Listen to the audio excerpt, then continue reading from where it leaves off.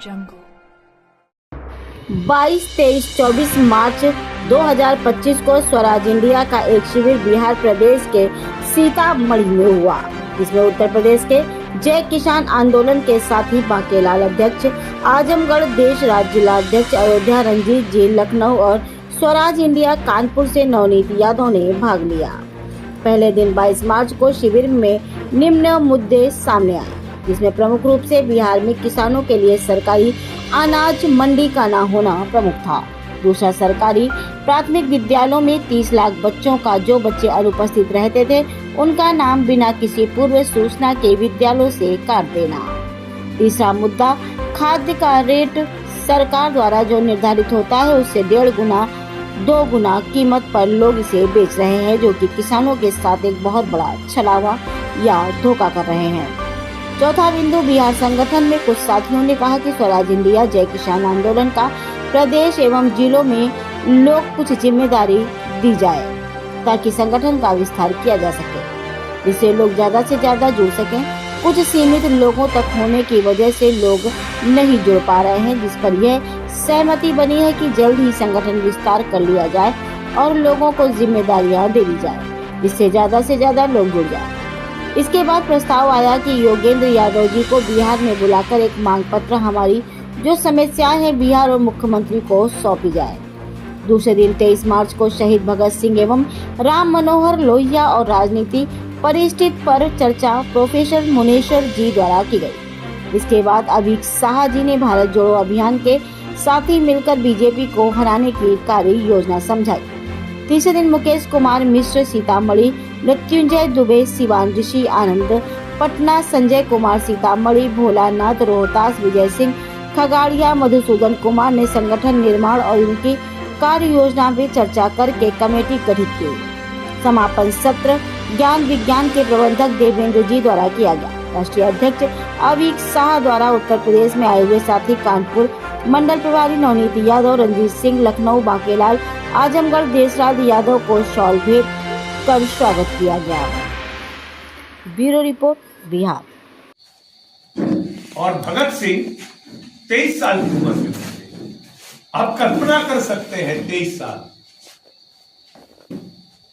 उनकी फांसी के 3-4 साल बाद ये पुलिस वाले एक रिपोर्ट छानबीन करके निकाले कि उस समय तक उनकी तस्वीर देश के दुकानों में, सड़कों में गांधी जी और नेताजी सुभाष बोस से ज्यादा बिक रही है। लोग जगाने चले हैं, हम सोए वतन को जगाने चले हैं। जो लोग अभी तक जग नहीं पाए हैं, हम लोग उनको मुर्दा समझ रहे हैं। हम लोग नहीं, बाकी जितने भी क्रांतिकारी लोग हैं उनको, उन लोग। हम मुर्दे दिलों को जगाने चले हैं, हम मुर्दे दिलों को जगाने चले हैं, मुर्दे दिलों को जिलाने चले हैं, हम मुर्दे दिलों को जिलाने चले हैं। साथियों सलाम है, साथियों सलाम। देश की आजादियां है तुम्हें बुला रही, देश की आजादियां है तुम्हें बुला रही, देश की आजादियां है तुम्हें बुला रही, देश की आजादियां है तुम्हें बुला रही। भक्तिवादी बेरियां झंझना के आ रही, भक्तिवादी बेरियां झंझना के आ रही। नेता हो जाना। और आज भारतीय जनता पार्टी अगर उनका विकल्प खोजते हैं तो सम्राट चौधरी में खोजते हैं।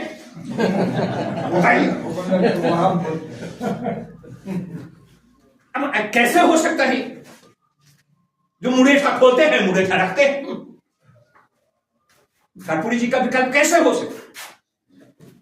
तो अनुकरणीय दृष्टि है उनकी सोच। और वो अपनी दृष्टि क्यों? अगर मैं यादव हूं और यादव बलराम जाति से आता हूं और तब भी इतनी जनसंख्या होने के बाद भी मुझको कोई स्वीकार करने के लिए तैयार नहीं है, तो यह अनुकरणीय था कि नहीं था? कर्पूरी जी कैसे अनुकरणीय हो गए?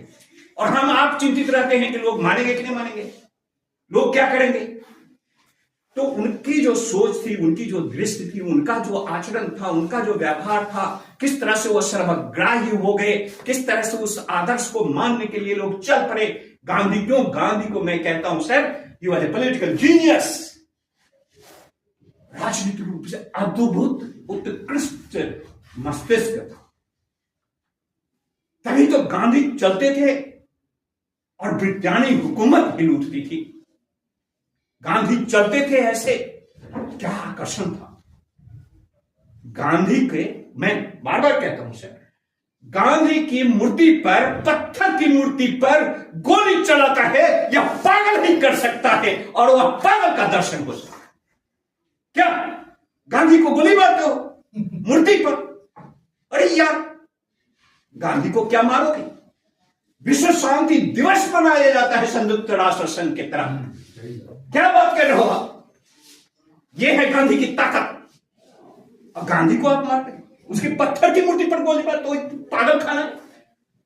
पूरे हिंदुस्तान को इस तरह के दर्शन और सिद्धांत से, मैं तो कहता कि भय और लोभ के बिना भगवान की पूजा नहीं हो सकती।